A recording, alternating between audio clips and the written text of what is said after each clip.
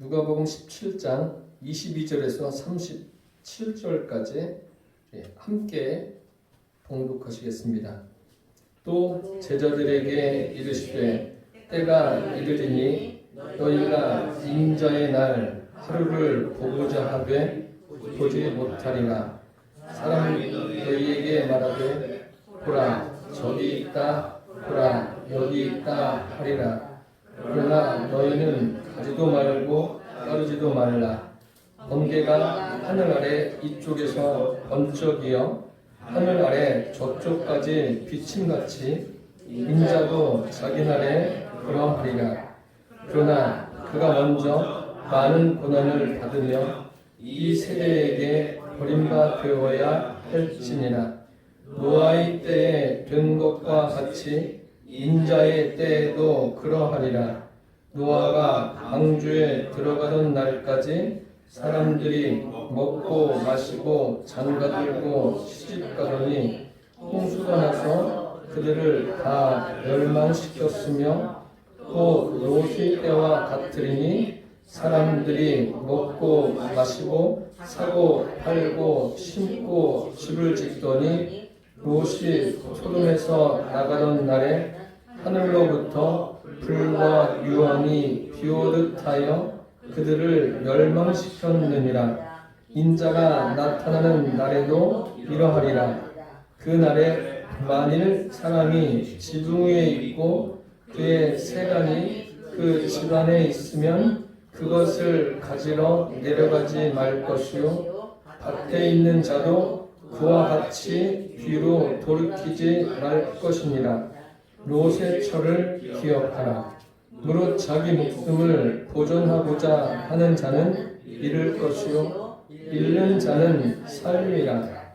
내가 너희에게 이르노니 그 밤에 둘이 한 자리에 누워 있음에 하나는 데려감을 얻고 하나는 버려둠을 당할 것이요 두 여자가 함께 맷돌을 갈고 있음에 하나는 데려감을 얻고 하나는 버려둠을 당할 것이니라.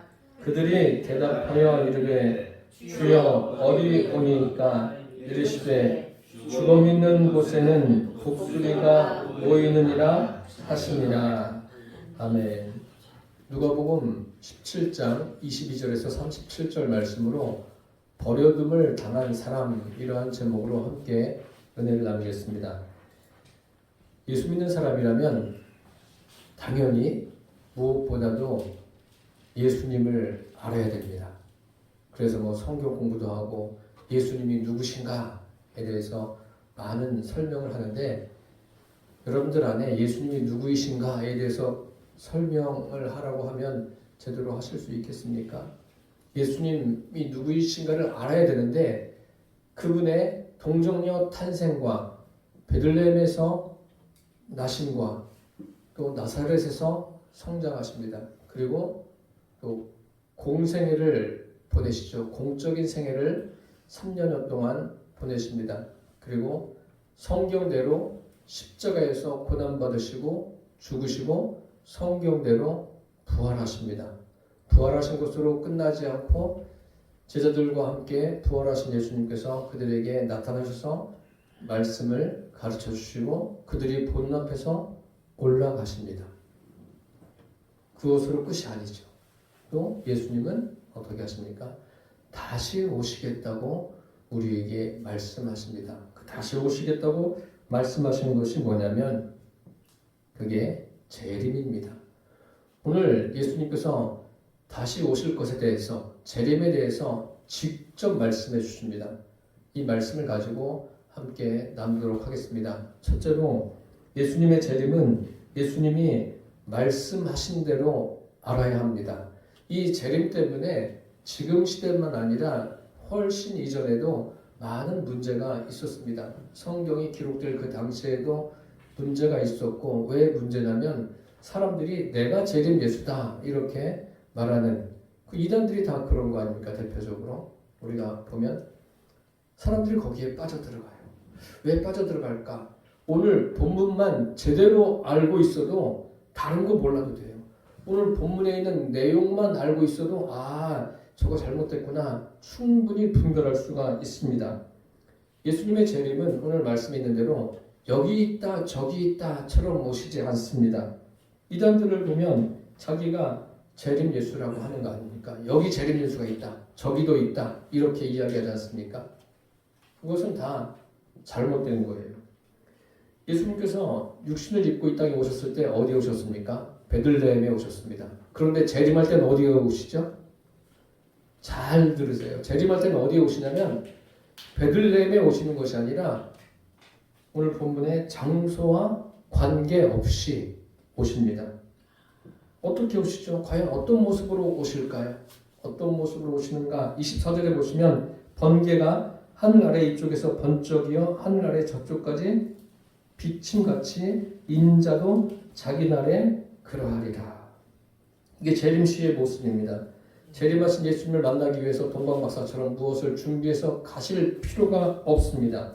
여기 있다 저기 있다가 아니라 이 땅에 살고 있는 모든 사람이 알 수 있게 오십니다. 만약에 지금 오신다면 지금 오신다면 82억이 넘는 인구가 다 볼 수 있게 다 알 수 있게 오신다는 거예요. 그 말씀입니다. 번개가 이쪽에서 번쩍인 것처럼 이쪽에서 번쩍해서 저쪽으로 번쩍이는 것. 그것처럼 모든 사람이 알 수 있게 애매하게 오시는 게 아니에요. 사람의 모습으로 오시는 게 아닙니다. 그래서 사도행전에 보시면 예수님께서 부활하신 후에 제자들과 함께 계시다가 그들 앞에서 승천하십니다. 승천할 때 그 모습이 여러분 떠올려지십니까? 승천하니까 하늘로 올라가시는 거예요. 올라가시니까 제자들이 다 고개가 하늘로 향합니다. 떨어지질 않아요. 올라가는 걸 제자들은 직접 목격하는 겁니다. 그때 두 천사가 뭐라고 말합니까? 너희가 어찌하여 서서 하늘을 쳐다보느냐? 너희 가운데서 올리우신 이 예수는 너희 가운데서 올라가심을 본 그대로 오시리라. 부활하신 모습 그대로 오시는 거예요. 뭐 더 첨가하고 빼고 뭐 어떤 미사 용어를 사용해서 말할 필요도 없습니다. 성경 그대로예요. 올라가심을 본 그대로 오시는 게 재림하시는 예수님의 본 모습입니다. 예수님은 가시적인 존재이면서 눈으로 볼 수 있는 존재이지만 시간과 공간을 초월해서 오시는 분입니다. 제가 지금까지 말씀드린 게 여러분 이해가 되십니까? 이것은 제대로 정립을 하고 계셔야 돼요. 그렇다면 이렇게 다시 오시는 거예요. 재림입니다. 다시 오시는 목적이 무엇이겠습니까? 목적이 있습니다. 그 목적은 다른 데 있지 않고 34절과 35절에 보시면 내가 너희에게 이르노니 그 밤에 둘이 한자리에 누워있음에 하나는 데려감을 얻고 하나는 버려둠을 당할 것이요 두 여자가 함께 맷돌을 갈고 있음에 하나는 데려감을 얻고 하나는 버려둠을 당할 것이다. 데려갈 사람과 버려둘 사람을 완전히 구분하기 위해서 오시는 거예요. 그게 다시 오시는 목적입니다. 무섭지 않으십니까, 여러분? 이런 설교를 들으시고 성경을 읽으시면서 부활하신 모습으로 오셔요. 데려갈 사람들을 얻는 거죠. 그들을 데려가고 그래서 환난을 피하게 하십니다. 그런데 버려두는 사람은 환난 가운데 있다가 영원한 환난 가운데 사는 거예요. 굉장히 이 말씀이 무서운 말씀이에요. 무섭다고 내가 느껴져야 돼요. 이런 말씀들이. 29절과 30절에 보시면 롯이 소돔에서 나가던 날에 하늘로부터 불과 유황이 비오듯 하여 그들을 멸망시켰느니라. 인자가 나타난 날에도 이러하리라. 노아의 시대 물로써 심판을 받았어요. 사람들이 소돔과 고모라는 무엇으로요? 불과 유황으로. 지금 최근에 계속 전쟁이 있지 않습니까? 이란에 퍼부었던 그런 뭐 비행기 가지고 공격했던 그것은 아무것도 아니에요. 그것과는 견줄 수 없어요. 불과 유황이 비오듯 떨어지는 거예요. 생각해 보세요. 불과 유황하고 사람이 만든 폭탄하고 그래봐야 핵폭탄 그거 비교도 안 됩니다. 불과 유황이 비오듯 온다고 그랬어요.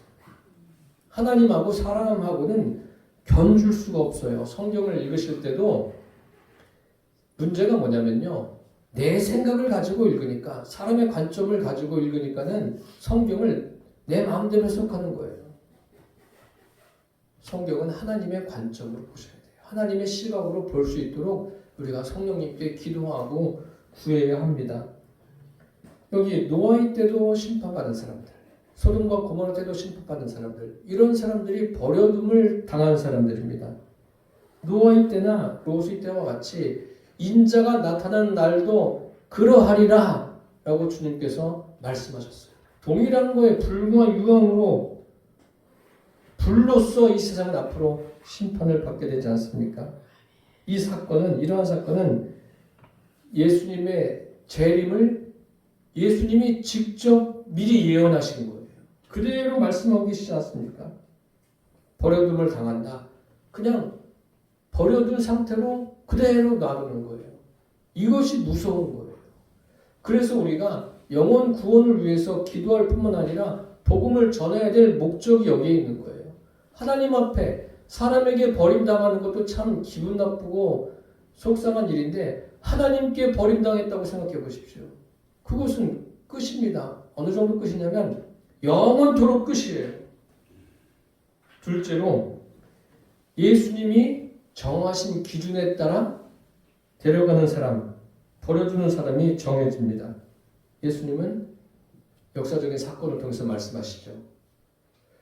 그럼 데려가는 사람과 버려두는 사람의 기준이 있을 거 아니에요. 이 기준이 사람 기준이 아니에요. 우리가 성경을 보면서 내 기준으로 보고 내 기준에는 이렇게 하면 이런 사람은 버려두고 이런 사람은 데려가고 그렇게 생각할 텐데 내 기준을 다 내려놓으세요. 내 기준이 아닙니다. 26절에 노아의 때라고 했어요. 무엇 때문에 버려둘 사람이 이렇게 수장됩니까? 물에. 노아의 때에 된 것 같이 인자의 때에도 그러하리라. 27절에 보시면 노아가 방주에 들어가던 날까지 사람들이 먹고 마시고 장가들고 시집가더니 홍수가 나서 그들을 다 멸망시켰으며 예수님께서 창세기에 있는 구약 성경에 있는 말씀을 신약에서 분명하게 해석해 줍니다. 이것을 사람들이 자기 마음대로 막 해석하고 그러는데 예수님이 어떻게 해주세요?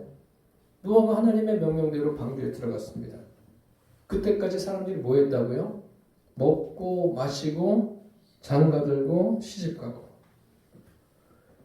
이 먹고 마신 것에 대해서 너무나 많은 의미를 부여해가지고 성경을 더 왜곡시키는 사람들까지 있습니다. 먹고 마시는 게 무엇입니까? 일상생활이에요. 술을 먹는 게 아니에요. 일상생활, 평범하게 먹고 마시는 삶을 산다는 거예요. 우리도 다 지금도 평범한 삶을 살고 있지 않습니까? 일상생활을 장가들고 시집가고 합법적으로 가정을 이룬 거예요. 가정은 누가 만드셨습니까? 하나님이 만드셨잖아요. 하나님 말씀대로 가정을 이루고 평범하게 살아가고 있는 거예요. 그런데 그들이 멸망을 당해요. 평범하게 일상에 열심히 사는데 멸망을 당합니다. 이것처럼 억울한 게 어디 있습니까? 지금 그 말씀이에요. 그런데 28절에도 보시면 소돔과 고모라 때의 삶을 보십시오. 롯의 때와 같으니 사람들이 먹고 마시고 사고 팔고 심고 집을 짓더니 오늘 예수님은 소돔과 고모라가 멸망한 것이 어떤 사람들이 그냥 악하게 죄를 저질러 가지고 멸망시킨다 그렇게 생각하는데 예수님 그렇게 말씀하지 않으세요. 노아의 시대도 이런 표현이 있습니다. 이 땅에 죄악이 관영했어요. 그리고 하나님께서 보시니까 죄악이 관영하고 그 마음의 생각이 항상 악할 뿐임을 보시고 사람들을 지으셨음을 한탄하시고 근심하셨어요. 그래서 어떻게 하신다고 했어요? 쓸어버리신다고 했어요. 그래서 항상 악한 게 무엇인가? 예수님께서 그것에 대해서 제대로 오늘 누가복음에 해석을 해주고 계십니다. 사람들은 최악의 죄, 최악의 그 나쁜 상황들, 나쁜 범죄를 저지르는 그런 상황들을 보면 마치 뭐 노아의 때와 같다, 소돔과 고모라의 때와 같다 이렇게 기사를 쓰는 경우도 있고 이렇게 보도를 하는 그 인용을 해서 이야기하는 경우가 있는데 그것은 어디까지나 인간들의 생각입니다. 그것을 하나님의 뜻이라고 말하면 안 됩니다. 사람들이 생각하는 윤리 도덕의 죄와 하나님이 보시는 죄와는 차원이 달라요. 이것을 우리가 분별할 수 있어야 돼요. 사람들은 최대 수준이 뭐예요? 윤리 도덕 그거밖에 없지 않습니까? 하나님은 달라요. 그 로마 사람들이 2000년 전에 로마 사람들은 이스라엘을 지배할 때 이스라엘이 얼마나 괴로웠습니까? 그 순교사를 보세요. 순교사를 보면 뭐 사자의 밥이 되기도 하고 그러다 순교한 분들 또 톱에 쓸려서 죽은 분들 순교한 분들도 있지 않습니까?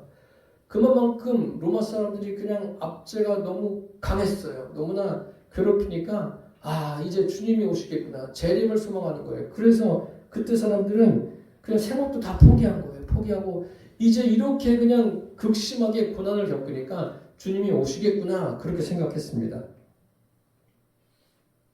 그런데 어떤 윤리 도덕의 문제가 극심할 때 주님이 오시는 게 아닙니다.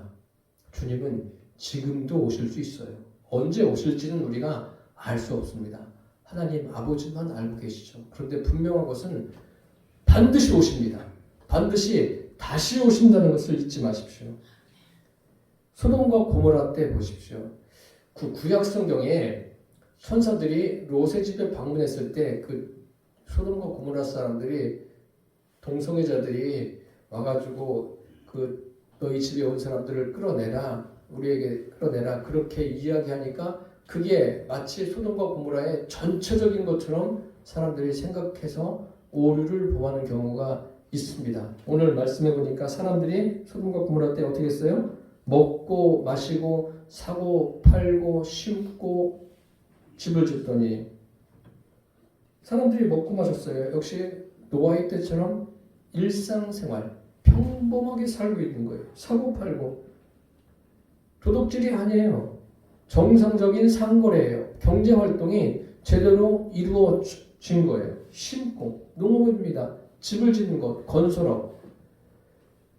그래서 사람들이 이것을 왜곡해서 보기 때문에 제대로 못 보는 거예요. 주님이 정리해 주지 않습니까? 그때도 제대로 정상적으로 잘 살았어요. 그때는 뭐 사람들이 괴물로 살았나요? 사람들이 그렇게 생각해요. 아닙니다. 우리처럼 똑같이 평범한 일상을 그 당시 사람들도 살았습니다. 물론 차이가 있다면 문화의 차이겠죠. 지금의 문화는 과학이 굉장히 발달한 시대 아닙니까? 그래서 뭐 AI가 등장을 하고 휴대폰을 다 개인이 다 들고 다니고 그런 시대와 그 과거의 그 시대하고는 다르죠. 다르지만 똑같은 것은 뭐예요? 일상을 평범하게 살았다는 거예요. 그 예수님께서 그래서 그 심판의 원인이 사람들은 윤리 도덕적으로 아주 문란했기 때문에 그렇구나 그렇게 말하는데 그런 것들도 있겠지만 그게 주가 아니에요. 그게 심판의 원인이 아닙니다. 마태복음 7장에 보면 이런 말씀이 있습니다. 좁은 문으로 들어가라. 멸망으로 인도하는 문은 그 길이 넓어 그리로 들어가는 사람이 많고 생명으로 인도하는 문은 좁고 협착하여 그리로 들어가는 사람이 적더라고 했어요. 오늘 말씀의 의미가 무엇입니까? 출생하면서부터 그대로 쭉 사는 거예요. 출생하면서부터 평범한 일상을 쭉 사는 거예요. 하나님과 관계없이 살았기 때문에 그들이 심판을 받게 된 겁니다. 멸망이라는 것이 심판받았다는 것이 어떤 유혹에 빠져가지고 극악한 죄를 저질러서 심판받았다고 사람들이 그렇게만 생각하는데 그렇지 않습니다. 예수님의 족보도 보십시오. 다 뭐 멀쩡한 사람만 기록되어 있습니까? 예수님의 족보에 보면 이 사람은 이 족보에 있으면 안 되는 사람인데 그런 사람도 있습니다. 아담의 범죄가 어디에서 저질러졌죠? 아담이 어디에서 범죄를 저질렀어요? 막 악의 소굴에 들어가가지고 범죄를 저질렀습니까? 에덴 동산이에요. 에덴 동산이 뭐 악한 곳입니까? 아니, 최적의 장소에 사람이 살기에 최고로 적합한 곳이 에덴 동산이에요. 거기에서 아무것도 부족한 곳이 없는 곳입니다. 그곳에서 범죄가 저질러졌어요. 아담과 하와는 자기의 자유의지로 죄를 범하는 거예요. 인간의 내면적 본질의 그 죄성이 하나님을 떠나게 하는 거예요. 하나님을 떠나는 것이 죄예요. 하나님을 떠나니까 윤리 도덕적으로 결함이 있는 거예요. 예수님을 제대로 섬겨보십시오. 윤리 도덕적으로 그렇게 막 살지 않습니다. 예수님이 내 안에 제대로 계신 것을 믿고 살면은 차원이 다른 삶을 살 수가 있어요. 여러분 생각나시는지 모르겠지만 요한복음 5장에 보시면 그 38년 된 병자가 베드스다 못에서 그 한 사람만 예수님께 치료를 받습니다. 얼마나 좋았겠어요. 이게 모든 사람들이 바라는 거예요. 38년 동안 누워있던 사람이에요. 그 사람이 치료를 받았습니다. 예수님께서 나중에 그 사람을 찾아가서 뭐라고 말씀하십니까? 성전에서 만나시면서 더 심한 것이 생기지 않도록 뭐라고 그래요? 죄를 범하지 말라. 아, 죄 때문에 병이 생겼구나. 그러면 다시 죄를 지면 그 병이 또 생기는 거예요? 이런 것에 대한 명확한 답을 갖고 있어야 돼요. 아닙니다. 예수님의 치료는 애매모호한 치료가 아니라 완벽한 치료예요. 그 왜 이렇게 말씀하셨을까요? 너 치료는 받았지만 지금까지 나하고 상관없는 삶을 살았다. 이제 그렇게 살면 안 돼. 그렇게 살면 더 심한 것이 생긴다. 더 심한 것이 뭐죠? 38년 동안 누워있는 것보다 더 심한 게 뭐예요? 지옥 가는 거 아니에요. 성경을 제대로 알고 계셔야 돼요. 사람들이 자꾸 그냥 인본적인 것을 대가지고 그러니까 교회 나오니까 죄 짓지 마십시오. 그렇게 설교하는 사람은 죄 안 짓습니까? 그건 설교도 아니에요. 연설이지. 설교는 하나님의 말씀을 전해야 돼요. 하나님이 뭐를 원하시는지. 요한복음 5장에 그 다시 죄를 범하지 말라는 것은 너 이제 병고침 받지 않았느냐? 이제는 더 심한 곳, 지옥 가면 안 되지 않느냐? 그러니까 예수님을 영접해서 믿음을 가지고 거듭난 사람으로 살아라. 그 말씀을 하시는 거예요. 영혼 구원 받는 거예요. 영혼 구원. 병 고침은요. 내가 주님 앞에 구하지 않아도 주님이 다른 사람이 기도해도 병 고침 받을 수 있어요? 없어요? 있어요. 성경에 얼마든지 나와 있지 않습니까? 아니 죽은 사람까지도 살아나요. 나사로 보세요. 뭐 나사로가 죽어서 살려주세요 그랬어요? 아니잖아요. 하나님이 하시고자 하는 일을 나타내기 위해서 살려주시지 않습니까? 회당장 야이로의 딸은 뭐 그 딸이 구했어요? 주님 살려주세요 그랬어요? 아니에요. 나사로가 갔잖아. 야이로가 가서 구하지 않습니까? 그런 경우들이 얼마든지 많아요.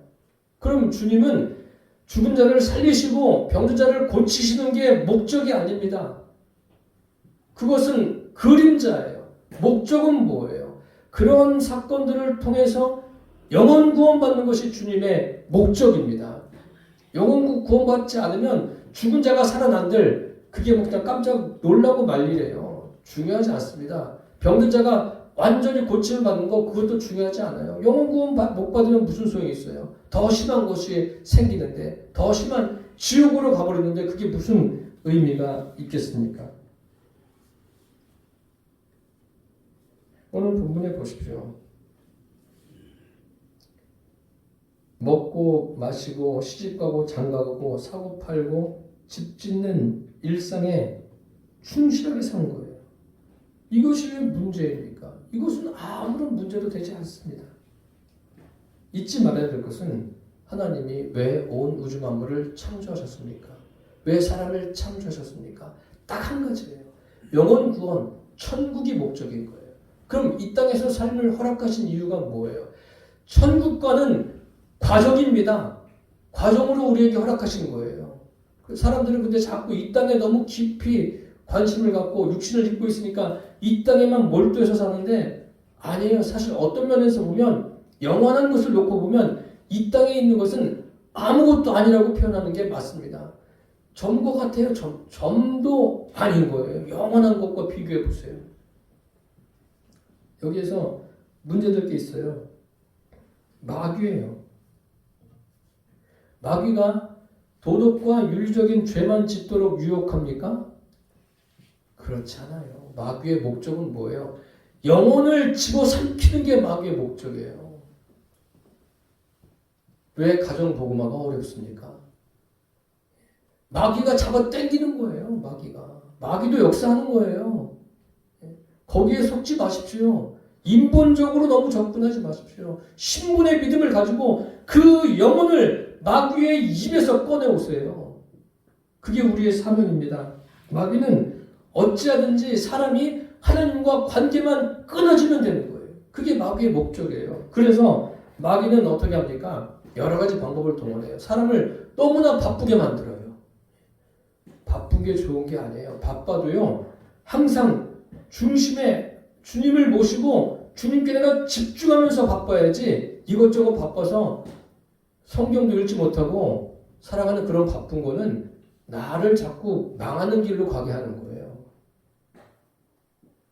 그리스도인이 기도할 틈도 없이 바빠요. 그거는 아니에요. 그렇게 바쁘면 안 돼요. 성경을 보고 하나님의 음성을 들을 시간이 있어야 돼요. 성경을 꼭 보세요, 여러분.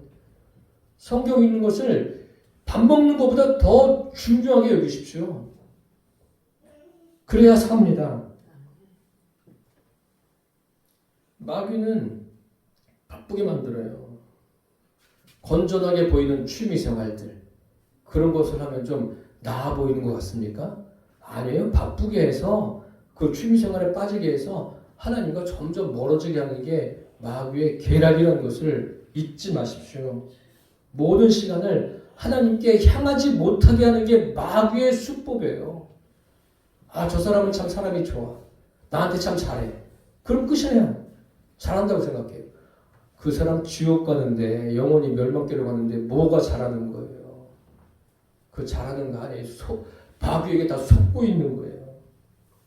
하나님 앞에 죄가 무엇인지 알아야 돼요. 하나님 앞에 죄는 다른 사람을 욕하는 게 죄가 아니에요. 그것도 물론 도덕적으로 윤리적인 어떤 죄라고 말할 수 있겠지만 그런 게 아니라 노아 때나 소돔과 고모라 때처럼 하나님과 관계성이 끊어지는 게 죄예요. 그 사람은 죄 가운데 있고 멸망 가운데 있다가 멸망으로 가는 겁니다.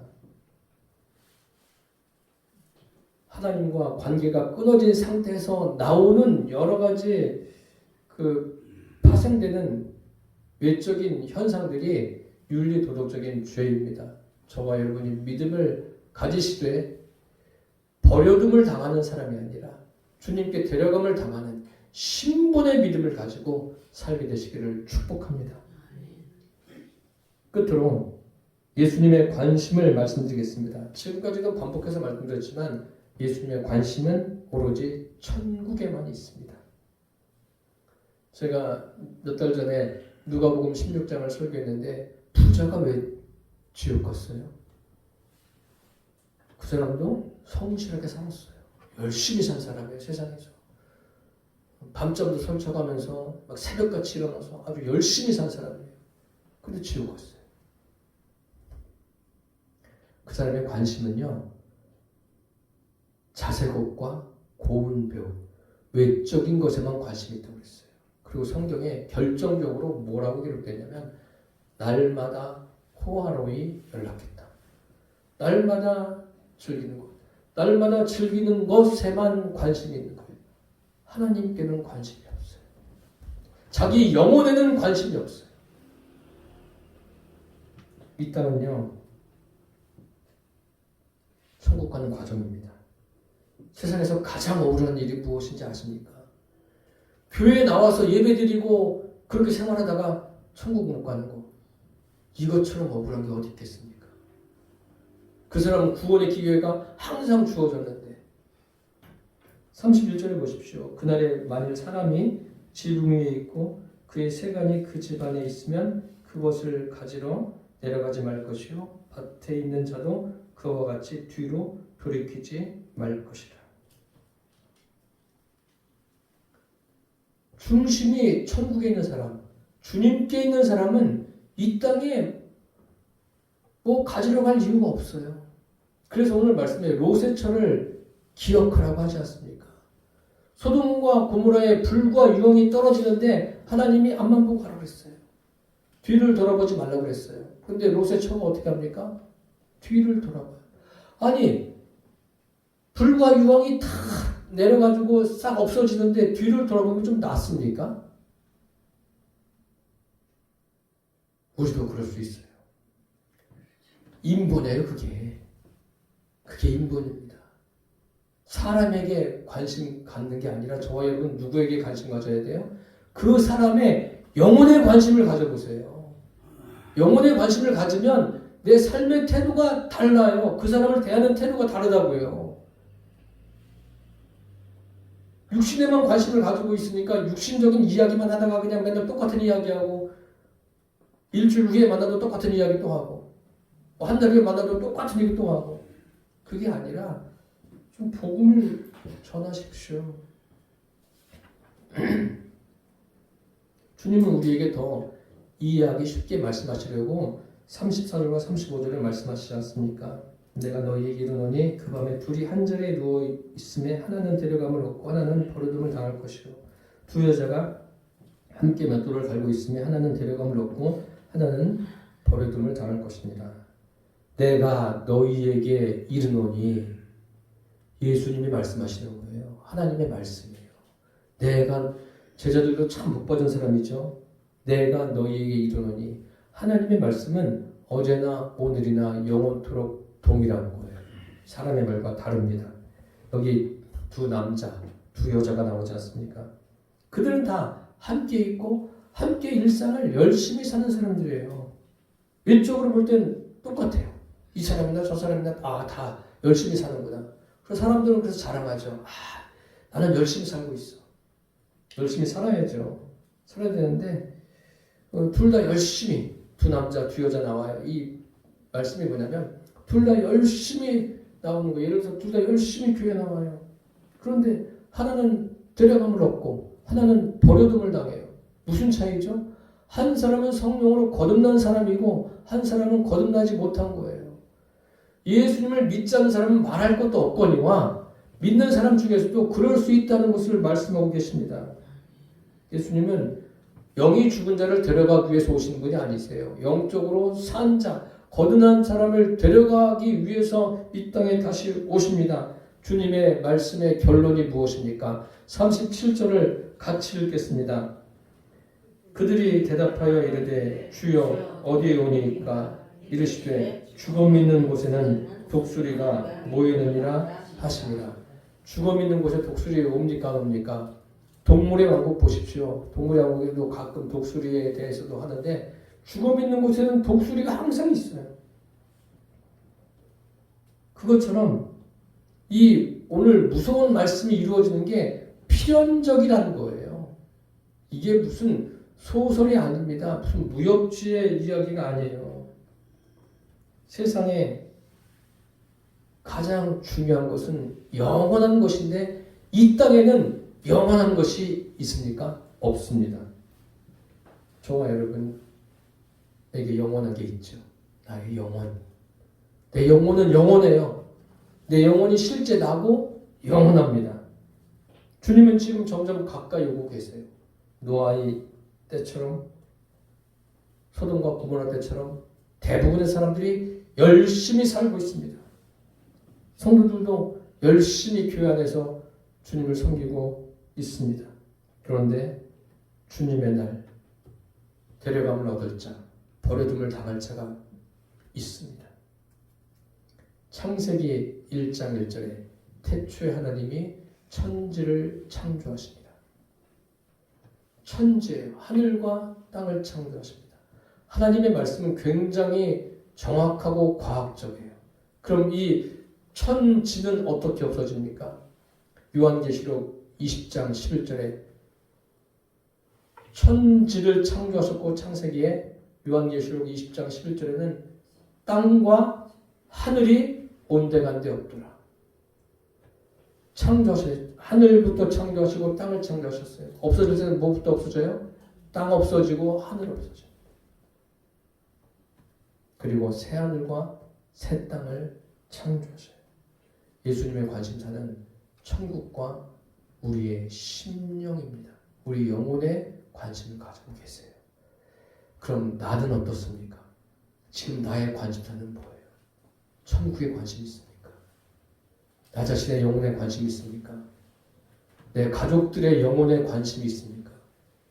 육적인 것에만 관심 가지지 마시고 영혼에 관심을 가지세요. 그래서 하나님과의 그 관계 속에서 나의 영혼이 점점 성숙한 믿음으로 가시고 믿지 않는 그 영혼들을 불쌍히 여기면서 주님 앞에 구하세요. 그들을 만날 때도 그들을 불쌍히 여기는 마음을 좀 가지세요. 그래야 구원으로 이끌지 않겠습니까? 사랑하는 성도 여러분, 성령님 안에서 내 영혼을 잘 관찰해 보십시오. 내 영혼이 날마다 주님과의 연합 속에서 살아가십시오. 그리고 후일에 주님께서 나를 부르시든지 주님께서 이 땅에 내가 살아있을 때 오시든지 우리 모두가 다 주님께로부터 데려감을 얻는 그러한 그리스도인 되시기를 축원합니다. 기도하겠습니다. 살아계신 주님, 제자들이 보는 앞에서 승천하신 주님은 올라가심을 하늘로 가심을 본 그대로 오신다고 하셨습니다. 지금도 예전이나 지금도 이 복음을 혼잡게 하는 이단 사이비한 것들이 많이 있습니다. 여기 있다 저기 있다 해도 우리가 주의를 기울이지 않게 하시고 오직 주님께만 관심을 갖게 하여 주옵소서. 주님의 관심사는 천국과 우리의 영혼입니다. 아버지, 우리 성도들이 나의 영혼에 관심을 가지고 늘 주님과 동행하는, 그래서 믿음이 성숙해져서 주변에 죽은 영혼들에게 복음을 전해서 그들의 영혼을 살리는 믿음의 사람들이 되게 하여 주옵소서. 예수님의 이름으로 기도드립니다.